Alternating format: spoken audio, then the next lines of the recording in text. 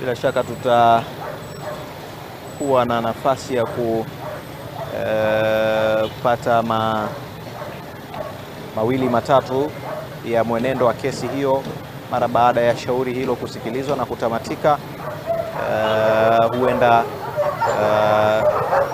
Godbless Lema akazungumza au makada wengine wa chama hiko cha Demokrasia na Maendeleo cha Dema.